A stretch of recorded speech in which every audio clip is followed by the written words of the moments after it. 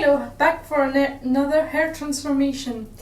I wanted to wait until I did my hair so I could have done my pink and silver dreads, but I didn't because I spent the last 4 months writing 8 hours a day for a stupid challenge that I don't regret.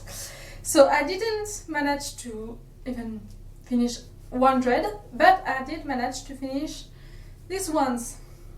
They were supposed to be purple in the end. They are not. They add like 10 coats of purple paint. But they don't work. Apparently this wool is really as shitty as it seems. So it's red. And I'll make peace with that.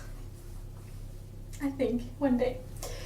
So today I'm gonna bleach my roots and do something for the leg.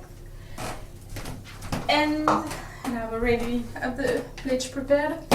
And then I'm gonna put that on my hair and this on the tip of my fringe.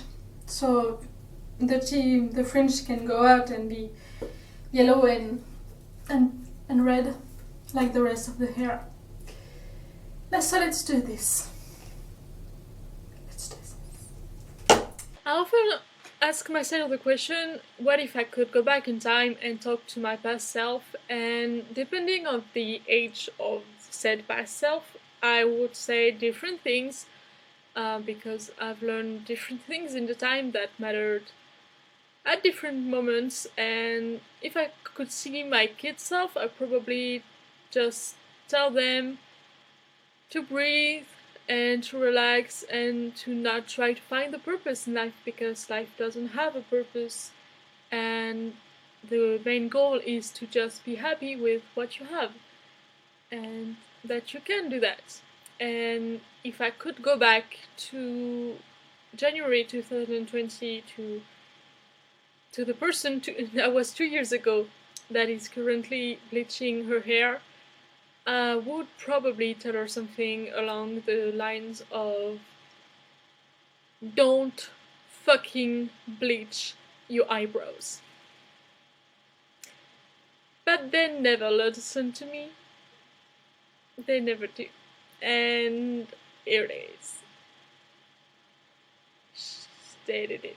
They fucking did it. They fucking bleached their eyebrows. And I'm so mad because the video just before, they did it again. And yes, look at that. You feel awful. You have the fumes in your eyes. It's awful. Why do you keep bleaching your eyebrows? You dumbass. So yeah.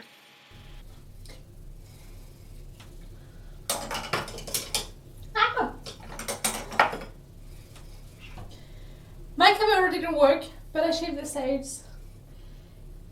I had some lost. A lot. But I still have hair. I count that as a victory. I'm platinum blonde.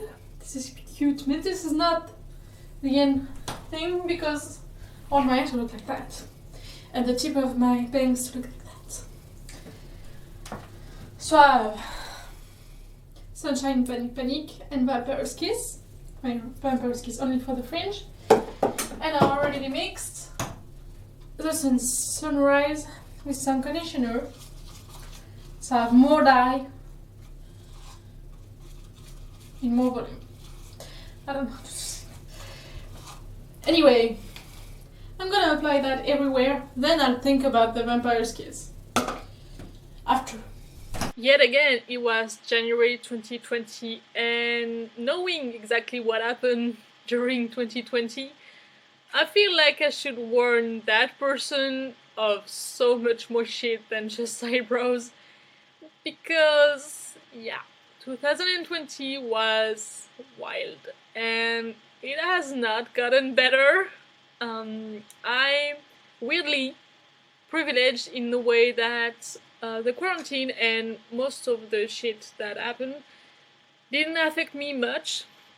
I am not working, so I I did not lose a job, so that's something, I suppose.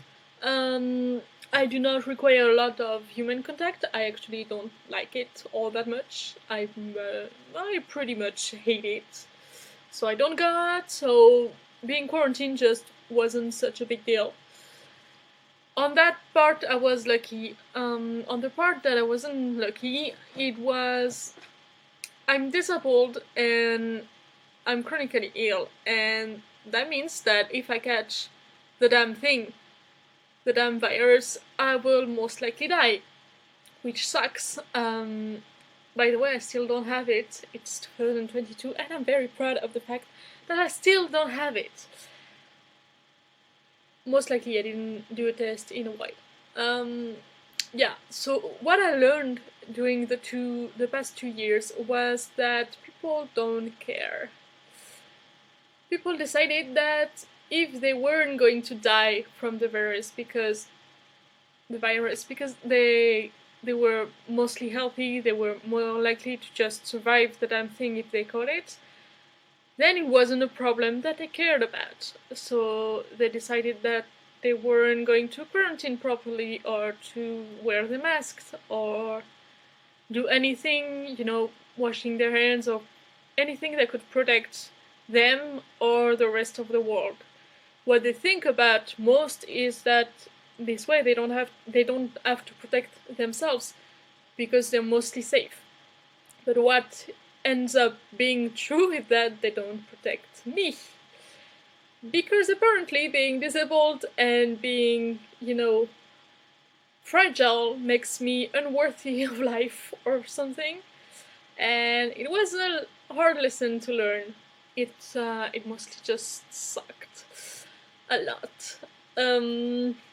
So yeah, what I learned, I was hoping before that most people were fundamentally positive and mostly good people who wouldn't let me die alone in the street if they found me and they could do something simple to save me. And what I learned during the pandemic was that most people, no, maybe not most, but a lot of people would just let me die, which was just great. And